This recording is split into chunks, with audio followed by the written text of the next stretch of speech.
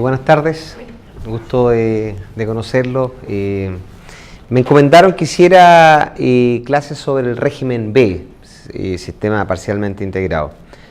Es un desafío, yo creo que la verdad que viene en tiempo nuevo en sentido de a lo que nos estamos enfrentando con la reforma tributaria. Se ha establecido, no sé si ustedes tienen claro los tiempos, el 28 de febrero había que presentar una declaración jurada. Hoy día me llegaba un correo a la oficina que probablemente ya se estaba presentando una acción para prorrogar este proceso, pero es re difícil que ocurra. ¿Cuál es la génesis de lo difícil que ocurre? Ustedes ya tuvieron un régimen A, ¿o no? ¿Quién le hizo clase en el régimen A? Varias personas. Ya. Aquí voy a ser solo yo, no entiendo el régimen. Pero efectivamente, cuando nos enfrentamos al proceso del régimen A, ustedes ya lo saben, efectivamente se requiere que el Servicio de Impuestos Internos esté en conocimiento de la información para que el contribuyente, con fecha 1 de abril del año 2018, esté en condiciones de ingresar a la página web y que el servicio le proponga una declaración de impuestos, ¿no es cierto? Y por tanto, si esa es la fecha, efectivamente, y esa fecha es inamovible. Porque ¿cómo te voy a proponer la declaración de impuestos si yo no tengo la información antes? ¿Hola? Si yo no tengo la información antes, debo proveer esa información.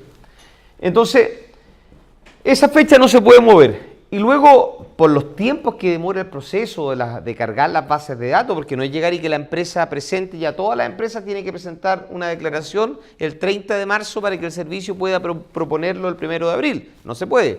Entonces, efectivamente, el 22 de marzo debería estar la información de las empresas del régimen A, ¿no es cierto? Y el 15 de marzo las del régimen B en cuanto a los saldos. Pero como las del régimen A, cuando reciben un dividendo de una B o de alguna otra afecta, tienen que agregarlo a su renta líquida imponible, de acuerdo al artículo 33, número 5. Entonces, ustedes lo han visto, ¿no es cierto? Que cuando recibo un dividendo que se afecte impuesto, debo agregar la renta líquida. Entonces, ese dividendo que venga de una B va a ser naturalmente un input para que la atribuya. Entonces, las del B tienen que estar antes, por naturaleza. Entonces, no... Y por eso se determinó el 28 de febrero. Pero los plazos son muy acotados, se podrá demorar una semana más, pero no debería salir de esos plazos, por cuanto existe una fecha perentoria que es abril, el 30 de abril para el pago de los impuestos, y siempre hemos tenido un mes para que los contribuyentes puedan declarar, que es lo que se espera.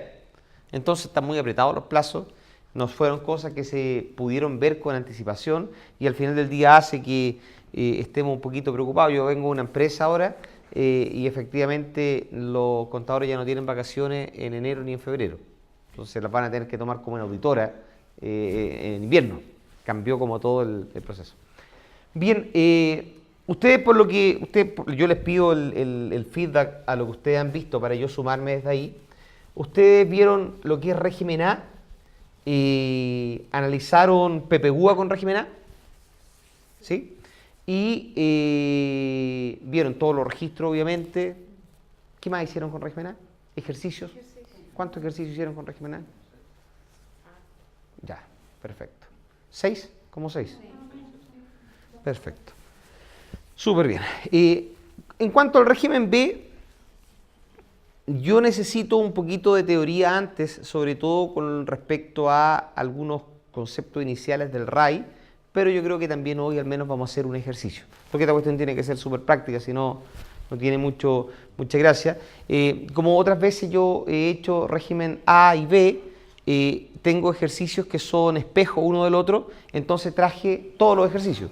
Ustedes hacen los del A, podrán verlo, yo me voy a dedicar a los del B, pero van a tener algo más con qué comparar con los del régimen B.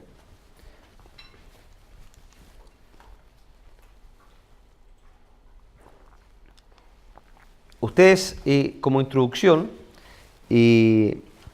podremos, ¿no es cierto?, entender de que el régimen A tiene una tasa efectiva del 35%, tasa efectiva máxima. Era lo que se pensaba, ¿no es cierto?, cuando se estaba promoviendo este corazón de la reforma, donde se analizaba que muchos habían pagado muy poco impuestos y al final del día se decía, mira, vamos a simplificar este proceso, que no retiren los dineros del FUT o que hagan elusión. Si las empresas pagan, si las empresas generan una renta líquida imponible y esta se atribuye en su totalidad, entonces si la tasa de global complementario es 35, la tasa efectiva de recaudación, tasa efectiva, va a tender a 35. Entonces, ¿cuánto recauda Chile con régimen A? 35, porque las grandes familias, que serán 5 o 10 en el país, le atribuyen toda la renta de todos los holdings que tienen, entonces terminan pagando el 35%. Pero luego surgió la discusión de que el régimen A o corazón de la reforma no podría ser tal y se empezó a discutir acerca de un régimen B o un régimen paralelo que en realidad era, no les gusta el atribuido, vamos al FUT. Oye, pero que no se puede llamar FUT, pero pongámosle otro nombre. ¿Por qué digo abiertamente pongámosle otro nombre? Porque si ustedes se habrán dado cuenta, el régimen B tiene registro RAI,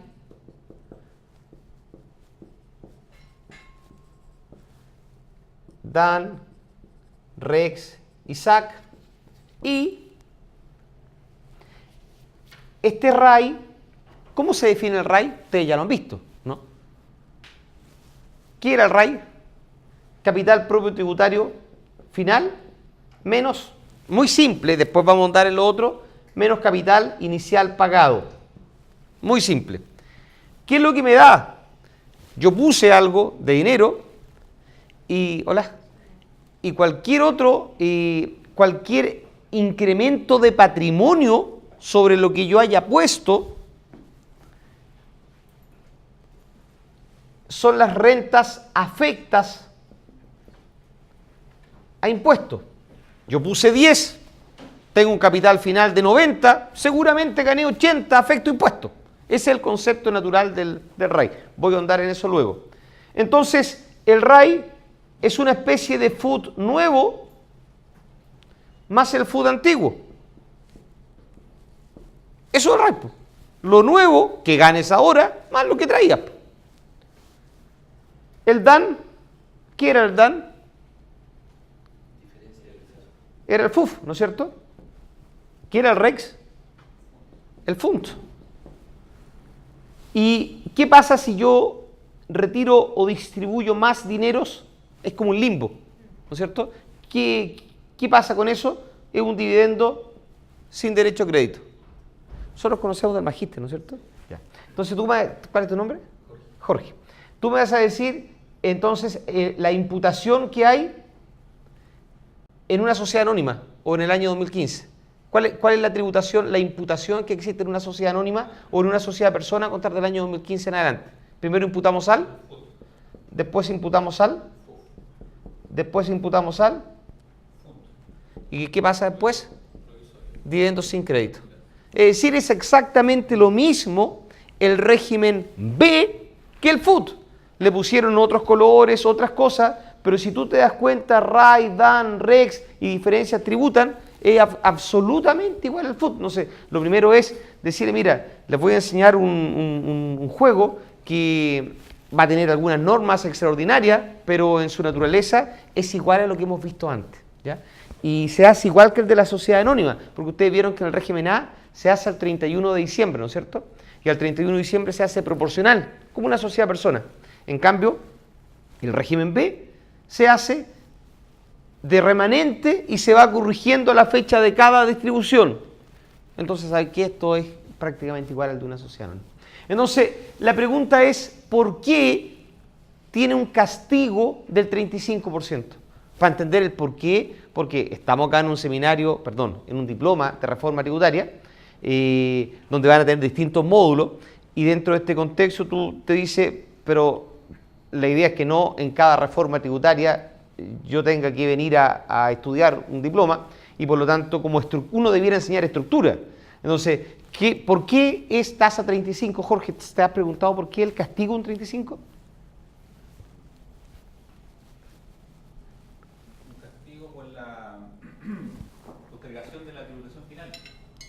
De acuerdo, pero es lo mismo que teníamos en el fútbol. ¿Tú has visto por qué es un castigo? Se me olvidó tu nombre. Romina, ¿por qué un 35% de castigo? Porque podría ser un 22%, podría haber sido un castigo del 47%. ¿Por qué se le ocurrió castigarlo con el 35%?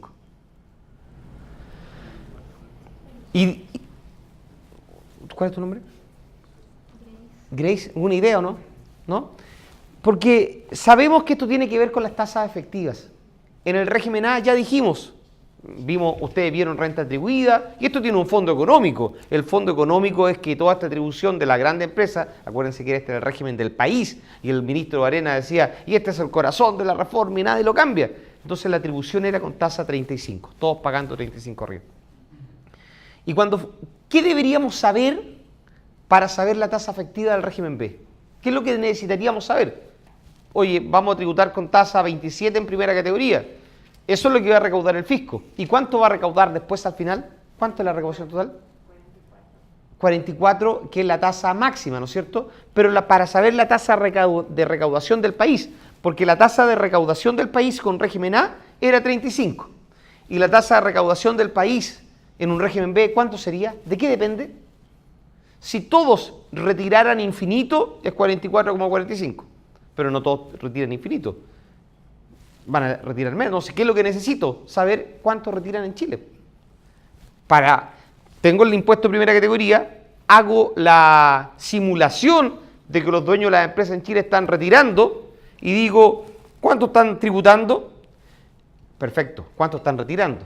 Y en Chile el Servicio de Impuesto Interno tiene un gran formulario, único que engloba todas las partidas, y los retiros promedios son 30%, al igual que la tasa que lo que distribuyen la sociedad anónima. Se da la misma suerte de distribución. Entonces, ¿cuál es el modelo, ¿no es cierto? O sea, teniendo con claridad que se retira el 30%, teniendo claro el impuesto de primera categoría, se hizo el análisis y la recaudación total era cerca de 30,5. Entonces, quedaba un régimen A con tributación efectiva del 35%, y quedaba un régimen B con tributación del 30,5. Y ahí se determina, ¿sabes qué? Hay que castigar los créditos. La única alternativa es castigar los créditos. Y si castigo los créditos en un 35%, llega a una tasa efectiva de un 35,5. Entonces ahí tengo un régimen A en Chile recaudando un 35, lo que se esperaba, versus un régimen B recaudando un 35,5. Esa es la mecánica de recaudación que se esperaba. Entonces, al final del día uno puede ver las propuestas de debate presidencial, ¿no es cierto? ¿Y para dónde van, digamos, las propuestas? Uno de los dos que dicen que van a pasar, uno propone que siga el sistema como está, ¿cierto? Tal cual está. Lo que para nivel de estudio sería grato, porque ya decía, hasta aquí llegamos y empezamos a aplicar lo que viene. Y el otro candidato dice que va a bajar el impuesto de primera categoría progresivamente un 24%, pero nada dice con respecto al castigo a nivel de global complementario. Se ha dicho que quisiera también... No dice qué pasa con si va a dejar un solo régimen. Y dice además que eliminaría el régimen A. Y ahí yo me pregunto si esto es igual que el FUT, que es un daño muy grande, creo, haberle cambiado nombre, porque estamos estudiando RAI, DAN, REX, ISAC, en circunstancias que es el FUT, es lo mismo que teníamos antes. ¿Por qué no volvemos al FUT? Que si vamos a jugar por el bien del país, porque podríamos cambiar las reglas, decir, mira, ¿sabes qué? Todos saben FUT, ¿no? La mayoría tiene que saber FUT. Desde ahora para adelante se van a retirar las utilidades nuevas a contar del año 2017.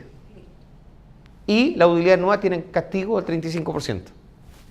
Y se acabó, volvemos con el FUT y todo lo que estaba. No creo, la verdad, que alguien tenga, digamos, la fortaleza para poder partir con eso, porque sería como un costo político quizás demasiado grande, pero probablemente en términos técnicos, si uno debiera hacer las cosas técnicas para que el país avanzara más rápido, esto no es ningún aporte, porque es lo mismo que el FUT. Lamentablemente se los tengo que enseñar, porque es el régimen que tenemos en Chile, ¿ya? Tiene reglas bastante parecidas y por lo tanto no va a ser tan difícil de avanzar. ¿Qué pasa con las corporaciones y las fundaciones? ¿Qué régimen son? ¿A o B? No sé si lo vieron, corporaciones, fundaciones. Jorge. Tienen régimen porque no hay afectación final con impuestos. Perfecto. Es decir, no tienen propietarios, ni comuneros, ni socios o accionistas. Por lo tanto, si se topan con una fundación o corporación, si bien tienen que pagar el impuesto de primera categoría, por cierto, ellos tienen que pagar el impuesto por las actividades que sean del capital, lo cierto es que no tienen que escoger ni régimen A ni régimen B. Ellos no tienen régimen. Tienen que sí pagar la tasa del 25%, que es la tasa general, ¿no es cierto?, la del título segundo de la ley de impuesto a la renta. Perfecto.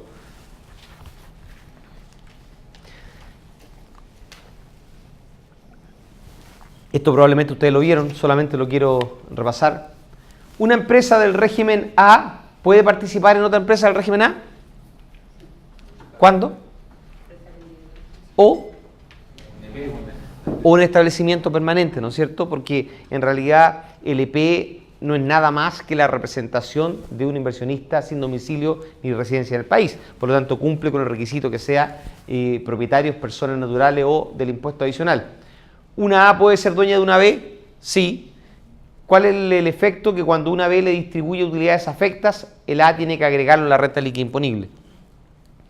¿Cuáles son los 14C1, los 14C2? ¿Han visto eso, no? Vamos a reescribir el artículo 14 y lo vamos a separar. Esto es como el rayado cancha, para que después nos vayamos orientando. 14A, 14B, 14C, 14D, 14E, 14F. Ese es el nuevo artículo 14. ¿Ya? Tiene todas esas letras. El 14A es la renta atribuida. 14B, sistema semi-integrado. C1, C2. C1, contabilidad simplificada. C2, renta presunta. Sabemos que la renta presunta está en el artículo 34, 34 bis, eso lo tenemos claro. Lo que se trata, ¿no es cierto?, el artículo 14, C1, C2, es de la tributación final de la contabilidad simplificada o la renta presunta.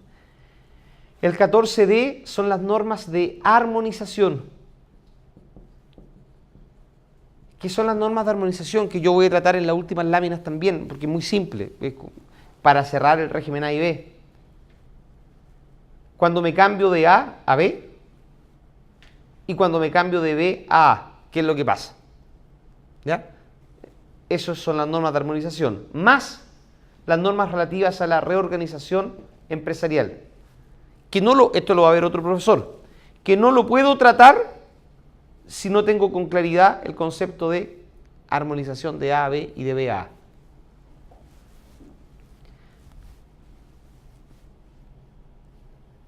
(14E) son normas de información y 14F, créditos en exceso. ¿Hablaron sobre créditos voluntarios? ¿Hablaron sobre créditos en exceso? ¿No? Crédito en exceso, yo certifico más crédito de lo que corresponde. Es aplicable para el régimen A y para el régimen B.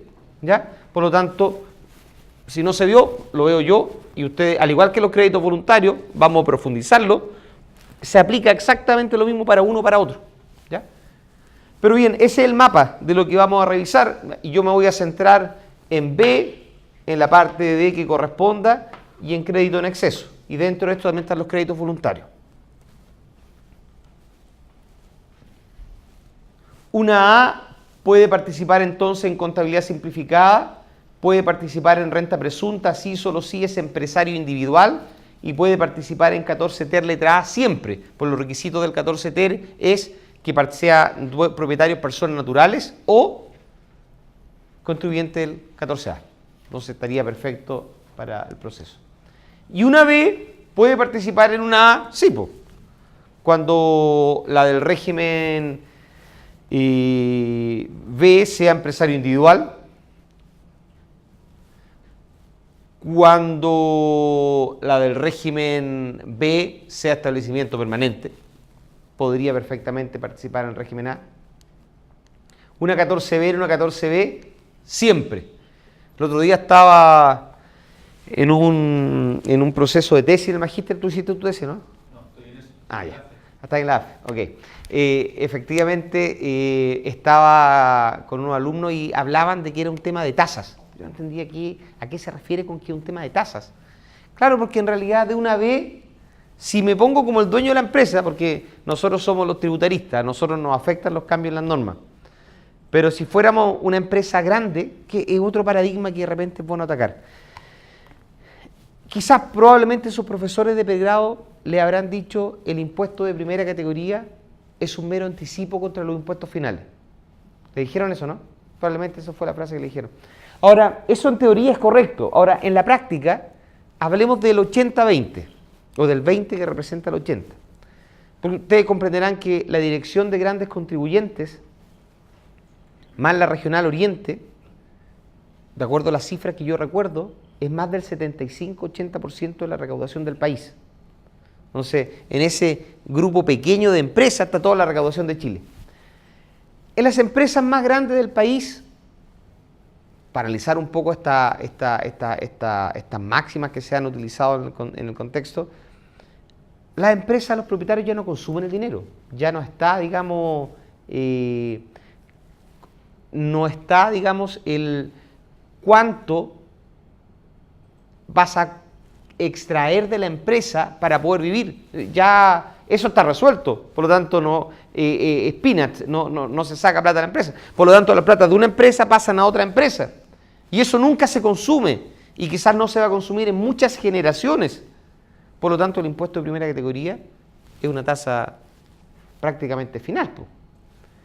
Final, con eso se terminó la tributación porque esos dineros no se van a tocar. Y lo mismo que reciben, por ejemplo, las AFP, que son los otros dueños de las empresas en Chile. Cuando le distribuyen dividendos, cuando una empresa le distribuye dividendos a los fondos acumulan esos dineros y los propietarios somos supuestamente todos nosotros, ¿no es cierto? Entonces, nadie consume esos créditos. Todo eso son impuestos definitivos. Entonces, cuando paso plata de una B a una B, lo único que yo observo como dueño de la empresa es que todavía tengo el FUT. ¿Qué régimen A, qué régimen B? Una cuestión de tasa. Me subiste la tasa del 24%, este año el 25,5% y el próximo año el 27%. Porque en realidad, cuando pasa plata de una B a otra B, simplemente va a haber un movimiento de registros. No va a haber nada más que un movimiento de registros. Una B puede ser dueña de una renta presunta si, solo si sea persona natural. Y una B puede ser dueña de una 14A si, solo si sea también persona natural, empresario individual en este caso. Eso como una introducción, para no partir inmediatamente con el RAI, que sería muy brusco, digamos.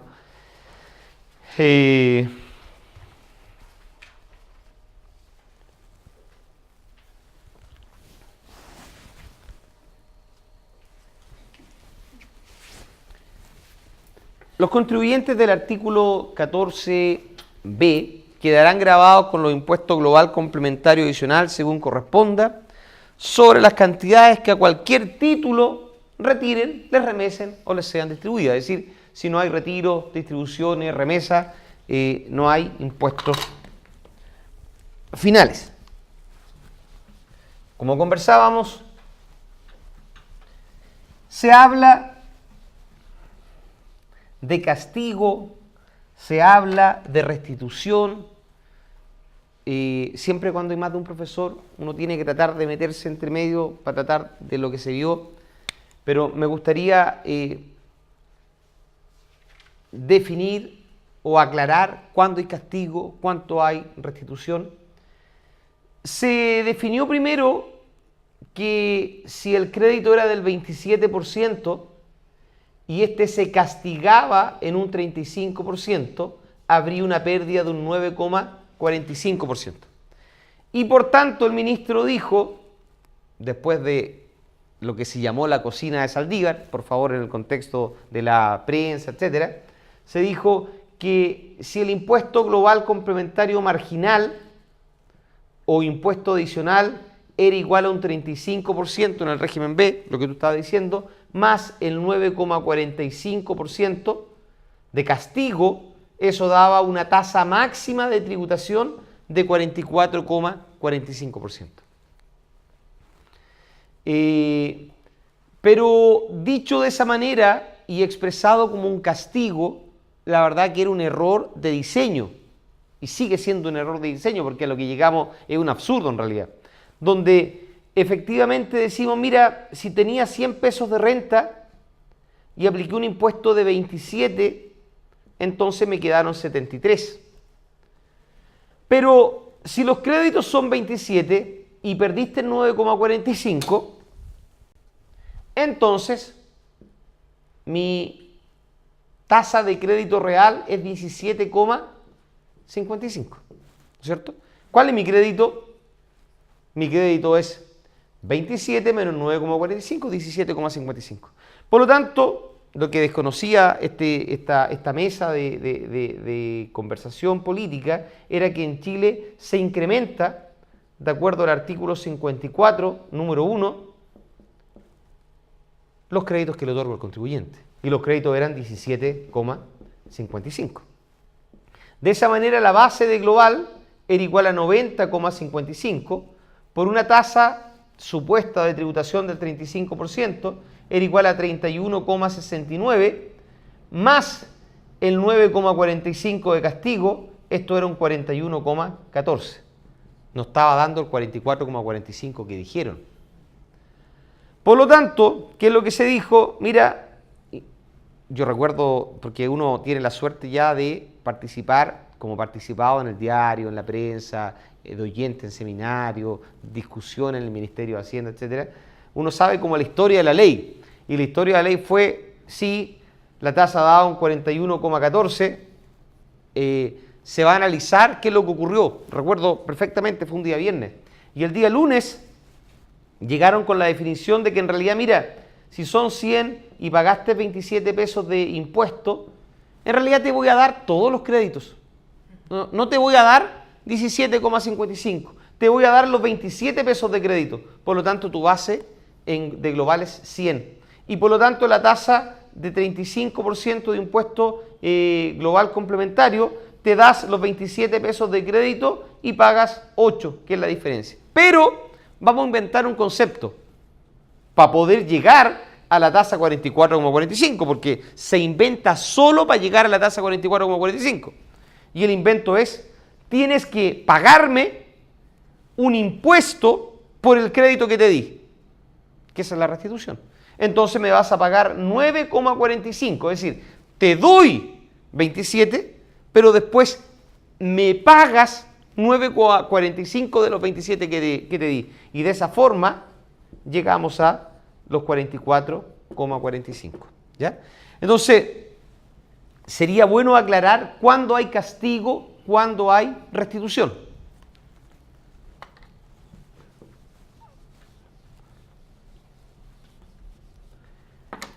¿Cuándo hay castigo? ¿Cuándo hay restitución? Cuando hablemos del artículo 56, número 3, que es de impuesto global complementario, y cuando hablemos del artículo 63, que es de impuesto adicional. Ahí hay restitución, ahí se restituye. Ahí tienes que pagar un extra sobre este proceso, independiente que el fondo sea lo mismo para todo, pero ahí tienes que pagar un extra. ¿Cuándo hay castigo?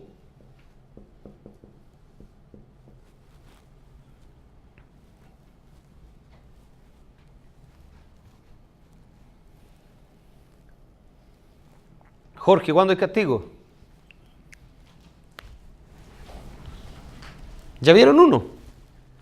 33, número 5. Ahí castigaron. A nivel corporativo castigaron. Entonces se da cuenta que el proceso de por qué uno se marea, cuándo es restitución, cuándo es castigo. ¿Dónde más hay castigo? En el artículo 38 bis, que es cuando pongo término de giro. Lo vamos a ver nosotros en un módulo final, me tocó hacer 2 módulos, y dentro de este contexto también se utiliza en el cambio de régimen, del régimen B al régimen A, tienes que pagar el 35%. Y en ese contexto también se habla de castigo, los créditos que hay no se restituyen, se castigan los créditos. Y en uno es nada. ¿En cuál es nada? Ustedes ya lo vieron, donde no tiene sanción. En el artículo 31, inciso cuarto, número 3, ¿no es cierto? Que son los PPUA. Ahí se va a devolver la totalidad. Entonces, también desde una perspectiva de la optimización tributaria, usted podría, si en la empresa, en el holding, tiene, no me acuse de empresa zombie, a propósito del, pero si tiene empresas con pérdida dentro del mismo holding, puede ponerla arriba y que las otras la distribuyan y hay PPUA. Tú dices, mira, existen normas específicas acerca de que dentro de un holding las pérdidas tributarias no se cuestionan. ¿Ya? Está del año 2001. Porque en esos años partió no había partido antes, la compra de empresas con pérdida. ¿Vieron que salió un libro, Los Zombies? ¿Sí? A propósito, empresas zombies, ¿no? A propósito de eso, se modifica el artículo 31 del año 2001 y se incorporan normas de control que no se podrán utilizar la pérdida tributaria cuando haya ocurrido el cambio de propiedad junto con el cambio de giro, bla, bla, bla, y habían otros requisitos cumulativos. Pero si la empresa es del mismo holding, dice abajo, no tendrá inconveniente, ¿ya? Entonces no habría ningún problema en lo que yo estoy diciendo. Y por lo tanto, cuando pase plata de una empresa a otra, ¿a qué estábamos acostumbrados hoy? A decir, salió un dividendo con tanto y con tanto crédito. Y hoy, ¿cómo lo vamos a hacer? Va a ser distinto. Ya no registro y me olvido de registrar el dividendo que llegó en la otra empresa, porque en la empresa que lo recibe, los incrementos de patrimonio van a estar reflejados en el RAI, con la diferencia de capital propio final versus inicial. Entonces, sí voy a tener que hacer un control, los créditos. Los créditos sí. Los créditos cuando salen de una empresa a otra, los voy a tener que ir reflejando en la otra empresa que corresponda. Pero no así la cantidad de los dividendos, porque ese va a estar, si salió plata de un lado para otro, llegó a caja o llegó a lo que sea, y por lo tanto aumentó la cuenta del activo y por lo tanto el capital propio tributario se aumentó. Si es que ustedes vieron probablemente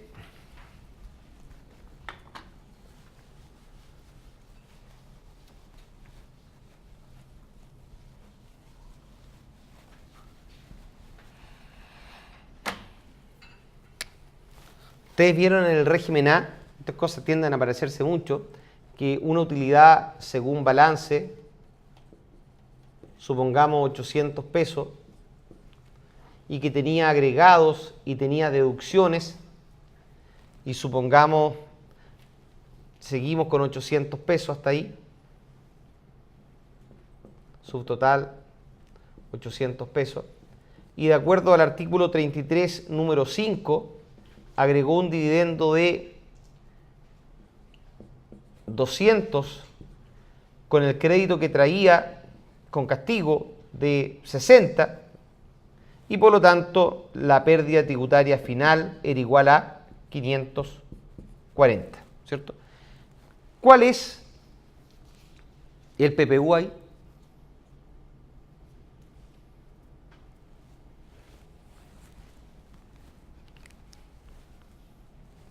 Me dijeron que lo vieron, ¿no?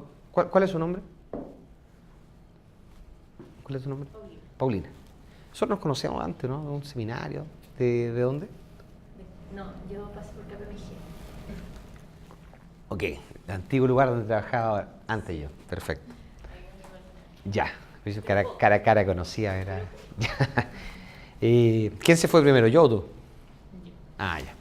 Ok, ¿cuánto es el PPU? ¿Por qué ustedes me dijeron que lo vieron? 60, ¿no es cierto? Así que, ¿dónde habría alguna complejidad? Cuando lo que se absorbiera fuera inferior a lo del dividendo. ¿Vieron ejercicios con eso, no es cierto? ¿Sí? Que era parcial.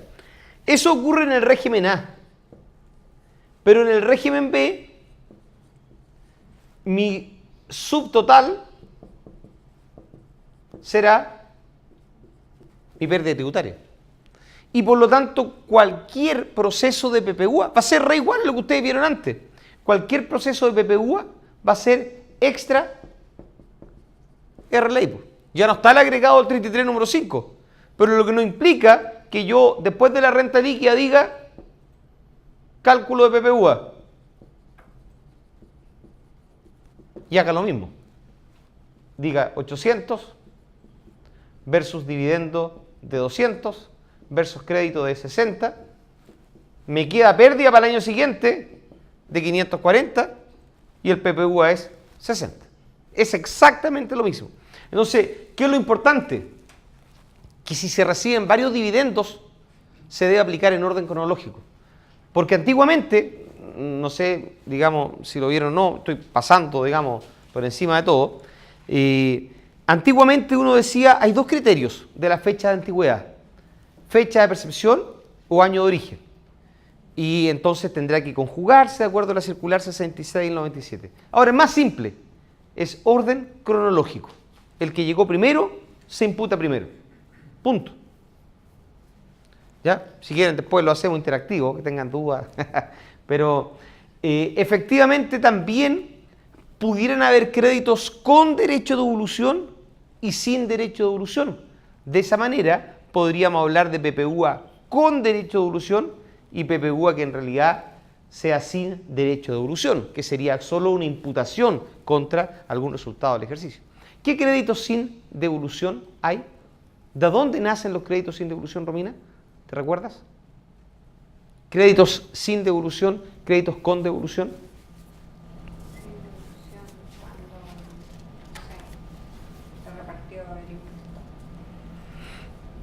Si se repartió el impuesto, sería sin crédito. Estamos hablando del pasado, ¿no es cierto? Era una utilidad sin crédito. ¿Qué crédito sin devolución habría? Grace, ¿conoce alguno, no? ¿No? ¿Su compañero al lado? ¿No? ¿Paulina? ¿No? Yo de aquí a 4 sesiones aprendo todos los nombres. ¿Cuál es tu nombre? Italia. Mitalia. Vitalia. ¿Conoce algún crédito sin devolución?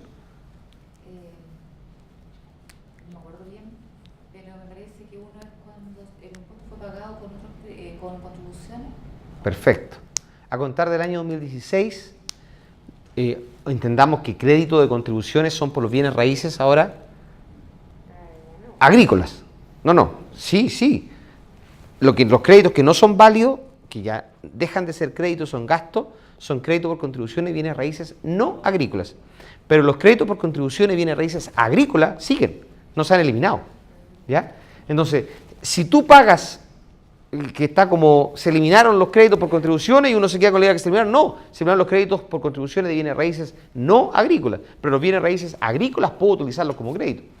Y empresas agrícolas hay grandes y muchas. Entonces, si esa empresa pagaron su impuesto de primera categoría con créditos por contribuciones, ese crédito resultante es sin derecho de devolución. A contar del año 2016. ¿Qué otro, Jorge? El impuesto pagado en el exterior. ¿Ya? Cuéntanos de eso, a ver. ¿Por qué? ¿Por qué no se tiene que devolver? Porque no es yo lo voy a aprovechar como crédito, ¿cierto? Con el impuesto de primera categoría, siendo residente acá en Chile. ¿Ya? Pero ese impuesto se paga afuera. Entonces el fisco no lo recibió. ¿Sí? Porque Claro. está financiando el impuesto de primera categoría. Claro. Ok, con eso está financiando el impuesto de primera categoría. Supongamos, porque en cuanto al SAC se ve mucho, por lo tanto quiero explicarlo al menos la primera vez y luego lo vamos resolviendo más fácil. Imaginémonos que tenemos una empresa que está en España y le va a enviar un dividendo a una empresa que está en Chile. Y supongamos que le va a remesar 65 pesos, para hacerlo bien simple. No tomaron mucho tiempo en esto, que es accesorio, pero es relevante porque se indica en la norma muchas veces. En Chile tenemos 3 topes para ese uso de los créditos. El primer tope es lo que se pagó en el extranjero. Usted tendrá que acreditarlo y se visará con el respectivo país y los certificados cuánto fue lo que se pagó. Yo voy a decir que se pagó harto, más del segundo tope, que es el tope de la ley en Chile. Y el tope de la ley es un 35%, pero ese 35%, como todos los créditos de Chile, se calcula 0,35 partido por 0,65. A propósito de que todos los créditos se encuentran incrementados en la base. Por eso en la mecánica matemática de cálculo, 0,35 partido por 0,65, porque así lo estoy aumentando la base porque el crédito está incorporado. Entonces esa es la forma del cálculo del crédito, y el tercer tope es un 35% de todas las rentas extranjeras que yo tenga.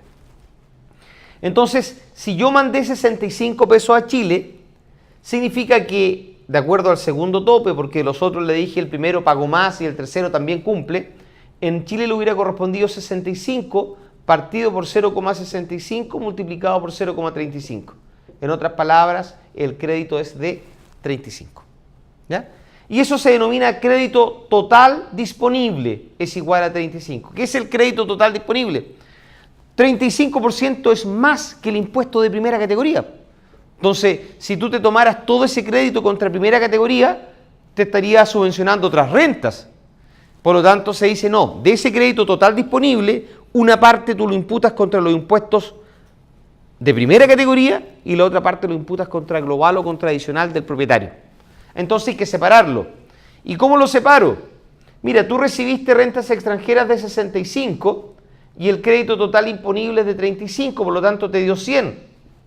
Asumamos que estábamos en el año, lo que sea, pasado, año 2016, la tasa era 24%, entonces el 24% de 100 es 24, de los 35, 24 pesos se van para primera categoría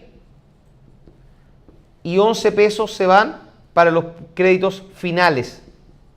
Ustedes quizás van a ver un 8%, no sé si se lo han conversado, que hay un crédito que sale con tasa 8%. ¿Se lo conversaron o no? Ya. Entonces,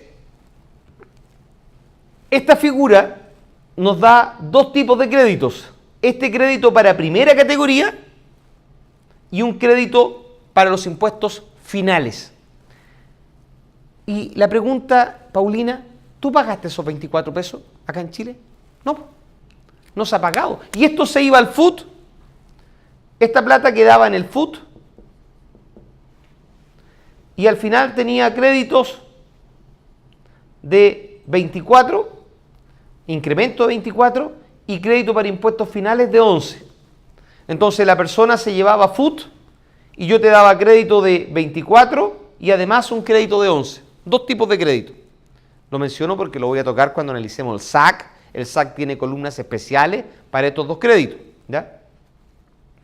Entonces, este crédito de primera categoría, nunca se ha devuelto.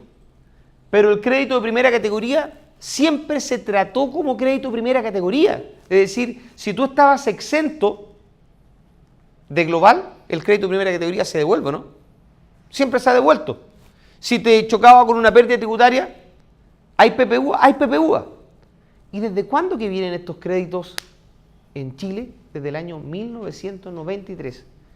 Y en el gobierno de Piñera, en el anterior, se detecta esta figura en el año 2013 y esa reforma tributaria, que ahora sabemos que había una discusión, si era reforma o no era reforma, ¿no es cierto? Que era un ajuste, ahora sabemos que fueron meros ajustes al final del día, porque lo que es reforma es esto, y ahí se dice, no se devuelve más. Si no se ha pagado en Chile, no se devuelve. Y ahí nacen entonces los créditos sin derecho de devolución y los créditos con derecho de devolución. Los créditos sin devolución, el primero es este. Este es el más antiguo de todos, sin devolución. Nace el año 2013. Y el segundo, el que dice Vitalia, ¿no es cierto?, que es el de las contribuciones. Serían esos dos créditos sin devolución. Ya los vamos a ver recurrentemente porque en el SAC hay que separar, en el SAC sin restitución, con restitución, sin devolución, con devolución y cada uno de ellos así. Entonces, yo necesito incorporar el concepto de créditos con devolución y de créditos sin devolución. ¿Queda claro, no? ¿Sí? Sé que las normas sobre evitar la doble tributación internacional pueden ser complejas, pero en realidad concentrémonos en esto. Llegó plata desde otro país con convenio, calculé el crédito que era 35 y yo necesitaba saber cuánto era para primera categoría, que eran 24, y cuánto era para los impuestos finales, eran 11. 11 pesos. Entonces, ya sea tanto para el régimen B y como el régimen A, de los créditos del SAC antiguo, voy a borrar acá,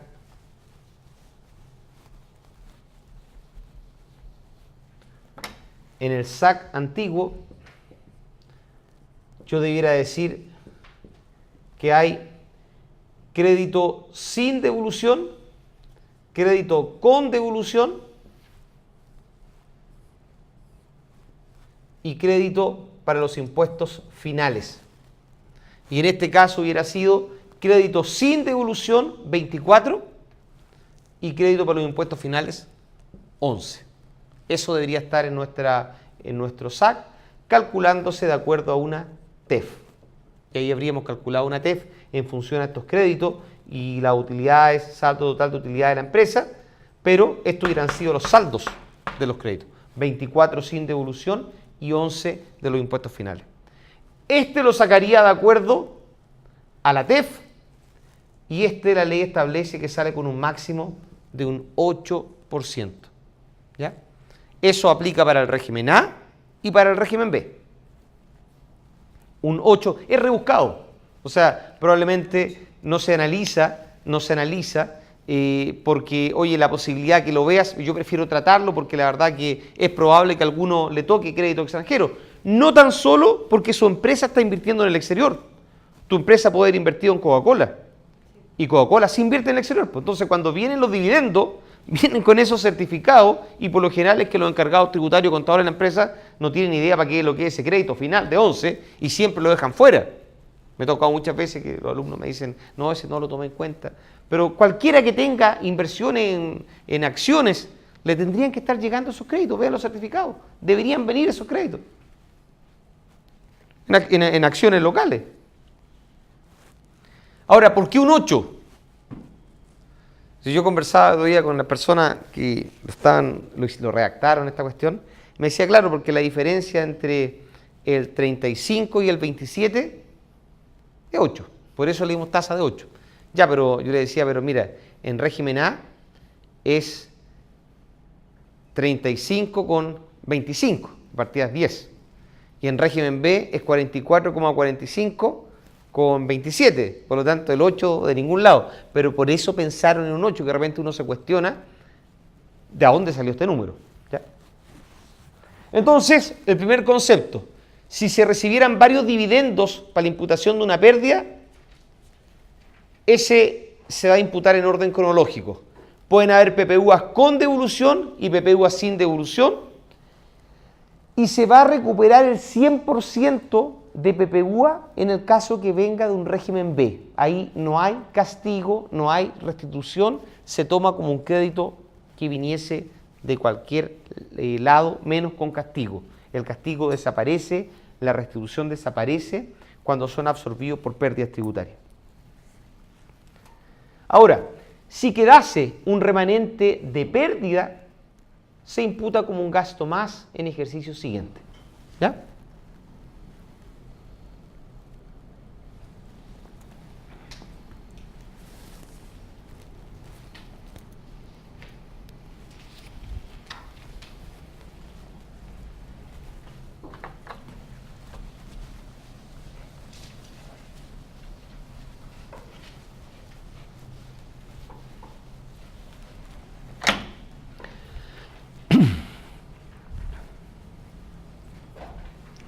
Y el régimen B, tiene registros A, B, C y D, RAI, DAN, REX y SAC.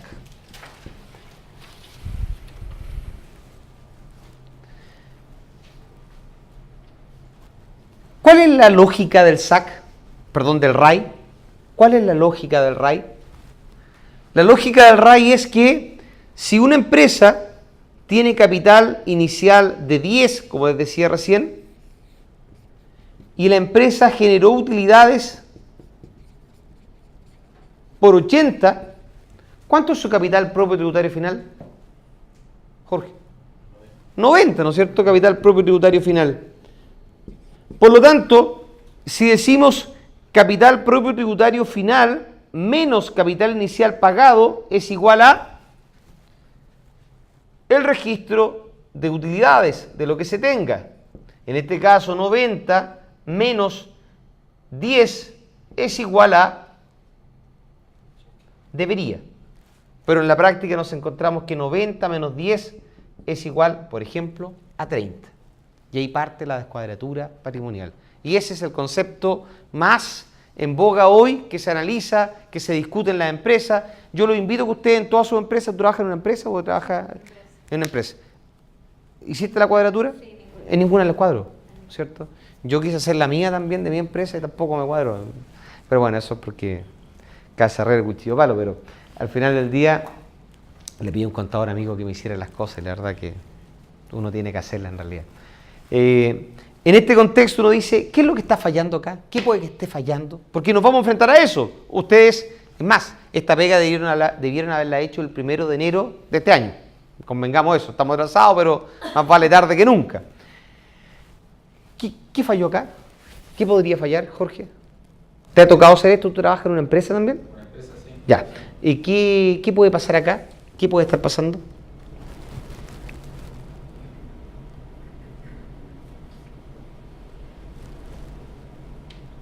Porque podría ser 90 menos 10, 120. ¿Qué está pasando qué podría estar pasando en este caso? Es decir, donde comparo el capital propio final, 90, menos capital inicial, 10, me debiera dar 80 y me da 30. ¿Retiros? ¿Retiro? ¿Tú dices retiro? Ah, retiros. Pero si fueran retiros, los retiros habrían disminuido el capital propio. Por lo tanto, no sería, digamos, causante de esto. Yo lo invito a que analicemos esta cuestión, porque de eso se trata el RAI. El RAI se trata de eso. Podrían ser porque este es el registro de utilidades. Este es el registro de utilidades. Entonces, tu registro de utilidades dice que hay 30, pero cuando voy a comparar tu capital propio me da 80. Ah, entonces puedes saber, hay algunos que están perdidos por ahí, porque ustedes ven igual. Entonces, podría haberse subestimado la renta líquida imponible, que es lo más probable que haya ocurrido. Es lo más probable que haya ocurrido. Ahora, puede estar mal el capital propio, puede estar mal el capital inicial, puede estar mal el valor, y lo más probable es que en la mayoría de los casos tengamos todo eso malo. De hecho, está de moda el servicio de cuadratura patrimonial. Todas las empresas, el otro día nos agarró una empresa que tiene 270 empresas, y nos dijo, quiero que me hagan la cuadratura de estas 66 empresas. Ninguna cuadró. Y yo hablo de empresas grandes, 30.000 millones de diferencias, y diferencias que en realidad no sabe, digamos, para dónde van. Y en este caso, por ejemplo, podría haberse dado el caso donde la empresa, el año 2016, tenía un saldo FUT 2015 de 30, 2016 de 180, entonces el saldo FUT era de 210. Y cuando 2015 de 10, 2016 de 20, saldo FUT de 30, para cuadrarme con el ejercicio que estaba dando mejor. Y vino el servicio de impuesto interno y dijo, ¿sabes qué? Puede decir esto el servicio, ¿no? El año 98, pásame tus papeles. Estamos en el año 2016. Quiero ver los datos del año 98. Mira, el año 98, tú declaraste en su minuto que tuviste 0, pero yo veo que en realidad tú tuviste una renta líquida imponible de 50 y no la declaraste. Año 98. O declaraste 1 peso y tienes 50. Voy a agregar al FUT 50 pesos sin derecho a crédito. ¿Se podría hacer eso, no? ¿Qué crees tú, Romina? ¿Se puede hacer eso? ¿Por qué sí? ¿Por qué no?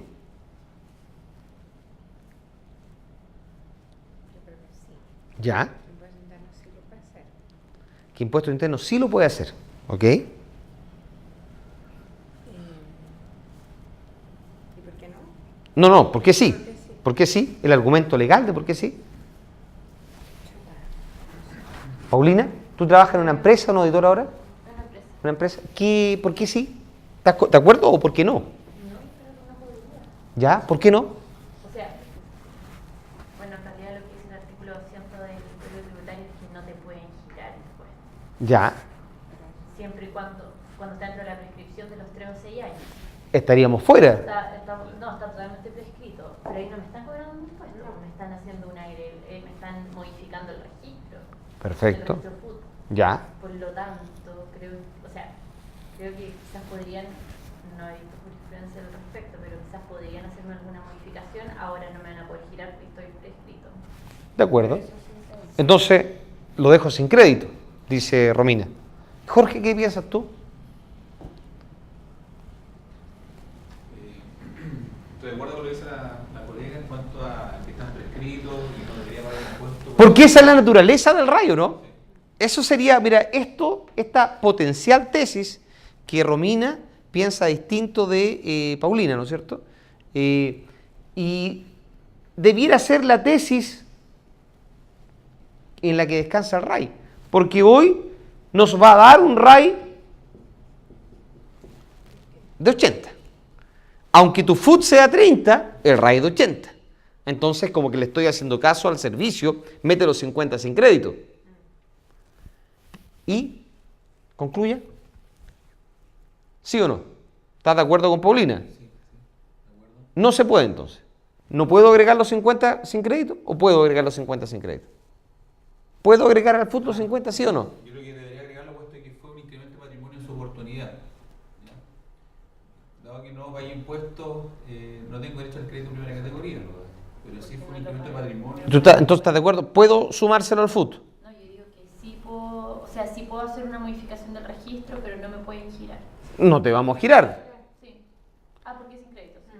Y tú dices que sí se puede. No, porque no lo van a girar por algo sin crédito. Perfecto, pero lo vamos a incorporar. O sea, partimos de la idea que sí se puede.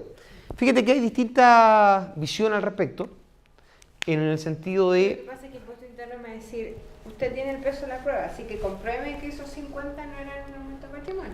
Mira el fondo de esto, porque podrían haber papeles perdidos aquí. ¿Y cómo? Porque yo estaba obligado a tenerlos ciertos años, del año 98 ya no los tengo, y entonces el peso de la prueba es que es una cuestión como bien... Pero siempre, ¿quién la tiene? El contribuyente. Claro.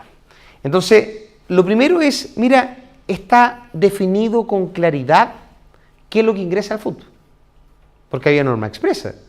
El artículo 14, el antiguo, artículo 14, letra A, contabilidad completa, número 3, que definía el FUT, letra A, hablaba del FUT. Y al FUT se le agregarán la renta líquida imponible, los dividendos percibidos, la renta exenta del impuesto de primera categoría. En ninguna parte dice ya las cantidades que estaban prescritas. Por lo tanto, ¿en base a qué norma tú vas a agregar 50 pesos al FUT? No había norma. Pero por otro lado, el artículo 200 del Código Tributario hablaba de 3 años a contar de la fecha en que debieron pagarse los impuestos. Y yo no te he pedido que me pagues nada. Solamente te estoy diciendo que lo paga agrega para el final. Y en esa discusión transitaba el FUT. Se acabó la discusión. Ahora se llama RAI, están los 80 dentro. Están agregados. Eso es lo que quiero mostrar. Que esa discusión que se empezó a dar, que había un oficio, el 2146 del año 2013, que ya se estaba incorporando la idea, 2146 del año 2013, que se agregó como una utilidad sin crédito de un oficio que pasó un poquito desapercibido.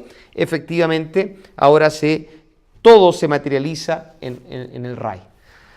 Ahora, sabemos entonces que esos 50 están en el RAI. Y ahí hubiera sido un problema del registro de la utilidad, ¿no es cierto? Porque el capital estaría bien, pero hay otro problema mayor. ¿Y el capital inicial pagado? ¿Cómo lo determino?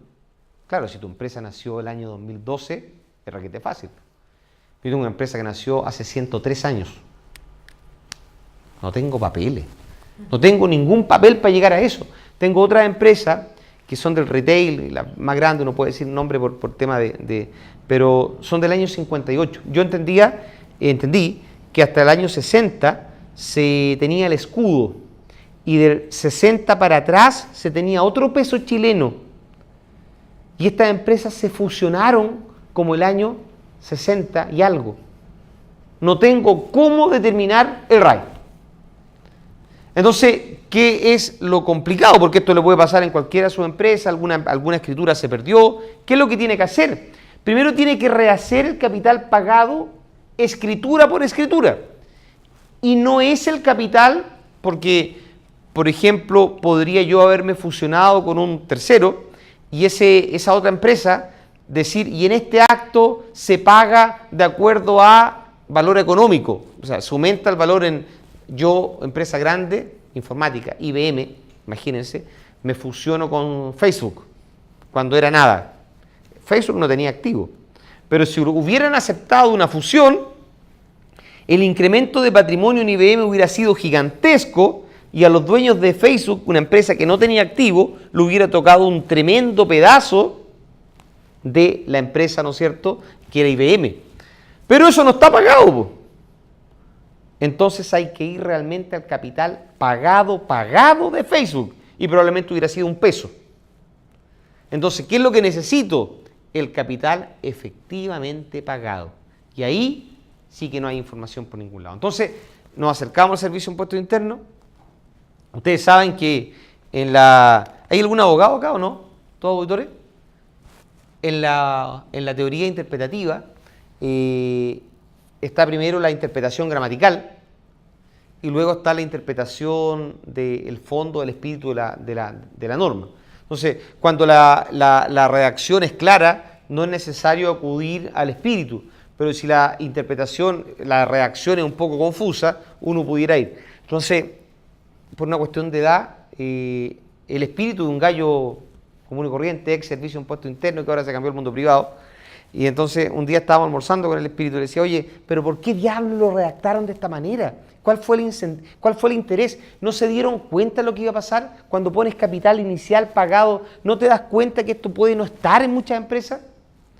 Entonces, ¿qué es lo que se plantea ahí? Mira, ¿sabéis qué? Tenéis un poco razón. La verdad, y me lleva a otro tema. Y quiero contárselos para que si en alguna empresa ustedes se ven enfrentados a esto, sepan que pueden ir al Servicio de Impuesto Interno con el ánimo de resolverlo. ¿Ustedes se acuerdan del 8% de la repatriación de renta? Que ahora un candidato presidencial lo quiere traer con el 10%, ¿cierto? Eso tampoco habían antecedentes para atrás, pues, porque los bancos nacionales e internacionales mantienen los documentos por 8 años, 6 años, era como ya un banco afuera tenía por 12. Pero ¿cuándo salió la plata? En Chile salió en el tiempo de la reforma agraria, de acuerdo a la estadística, porque ahora hay estadística, ya no es subjetivo, ahora hay estadística, porque hay todo lo que se levantó de información. UP, que fue el golpe de Estado en ese minuto, y el 80-81 con la crisis del trabajo que hubo en esos años. Ahí fue cuando salió la plata al país. Entonces, ¿cómo diablo, cuando estábamos haciendo este trabajo de repatriar las plata y decirle al Servicio de Impuestos Internos, estas son platas limpias, porque el riesgo era que se dijera que era plata, lavado de dinero, etcétera, el servicio nos pedía un relato. Y en el relato uno tenía que acercarse y decirse, mira, los últimos años, la rentabilidad de los últimos 12 años fue de tanto, tanto. El año 81 salió el dinero del país de tanto, lo cual se puede gritar con esto. Y nosotros pensamos que la rentabilidad de estos años fue más o menos tanto, por eso tenemos tanta plata en la cuenta corriente. Ese era el trabajo del relato y uno iba a reunirse con el Servicio de Impuestos Internos, se acercaba y les decía, mira, esta es mi historia, dedito para arriba, dedito para abajo. Si era dedito para arriba, uno lo presentaba. Y si es que no, el servicio se comprometía a que esto no iba a ser una casa de brujas, ¿ya? Entonces ahora se dice lo mismo. ¿Sabes qué? Si no podéis determinar el RAI, que empresas que son gigantescas, que no tenemos cómo determinar el RAI, acérquense al Servicio de Impuestos Internos, hagan un relato de lo que ustedes creen debería ser ese RAI, porque de otra manera no vamos a llegar nunca, ¿ya? Y eso sobre todo con el capital inicial. Si usted no tiene cómo llegar a eso, puede acercarse al Servicio de Impuestos Internos y pedir que lo calculen junto con ellos. ¿Pero es para justificar el 30? Es para justificar, no, es para ver el capital pagado. No tengo cómo en muchos casos saber cuánto es el capital pagado a la empresa. Imagínate, tu empresa absorbió a otra y la absorbió hace 10 años atrás. Y en esos años nadie andaba pensando en esto. Por lo tanto, nadie pidió los papeles de la constitución de la otra empresa, ni todas las modificaciones societarias que tuvo. Entonces tú lo único que tienes es una empresa o una fusión, tienes esta escritura donde tu empresa se comió la otra, pero en realidad lo que necesitamos es el capital pagado de esta y todas las que están para abajo. No lo tenemos. Oye, acerquémonos al servicio de impuesto interno, planteemos el problema y lleguemos a un RAI, po, ¿ya? Se dan casos como medio extraños cuando determinamos el RAI, porque yo estaba en una empresa, una sociedad anónima gigante, donde efectivamente tenía un FUT de pérdida de 180 millones de dólares y un FUNT de 60 millones de dólares. Entonces, repartía, son los números reales, repartía el dinero, repartía el dinero, repartía el dinero. Y repartía el dinero, esto era mucho más, quedaban 60. Entonces, todos los propietarios extranjeros, que era el gran parte, el 90 y tanto %, espera ingreso no renta, que no pague withholding tax, impuesto adicional. Y vamos a calcular el RAI, y el RAI son 230 millones de pesos, y el REX son 60 millones de pesos. Ya la empresa no pudo, sociedad anónima abierta, un caso real que estamos tratando de resolver, y el RAI nos sigue dando 230 millones de pesos. Y no tenemos cómo, porque esto está completamente validado, 1000 veces revisado con el Servicio de Impuesto Interno, habían tenido hasta juicio con el Servicio de Impuesto Interno que habían ganado. La pérdida. ¿Y por qué nos da un RAI de 230 millones? Entonces, son los problemas que, en los que nos enfrentamos con la determinación del RAI. O sea, ideal podamos calcular el RAI tan simple como yo le estaba conversando y como viene en la próxima diapositiva, que yo lo voy a hacer simple. Le estoy contando un poco de la experiencia de lo que pasa en la empresa en realidad, pues. Diferencias como, por ejemplo, la depreciación de un automóvil. Está agregado en la renta líquida, ¿no es cierto? Pero el activo está depreciado. Ya no cuadra, el sistema está malo. Eso es un sistema que en su naturaleza tiene defectos. Por ejemplo,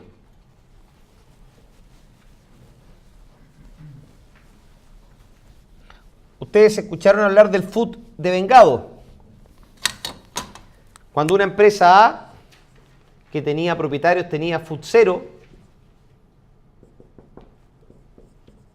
y hacía un retiro de 200, y esta empresa 1 participaba en una empresa 2 que tenía un FUT de 500, entonces los 200 pesos que yo había retirado me hacían devengarlo de esta otra empresa.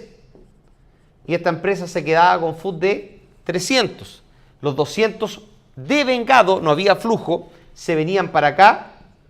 Esta persona tributaba con impuesto global complementario por eso. Y esta empresa se quedaba con FUT de 300. Supongamos que esta empresa haya tenido capital inicial de 100. ¿Cuánto es su capital propio tributario final?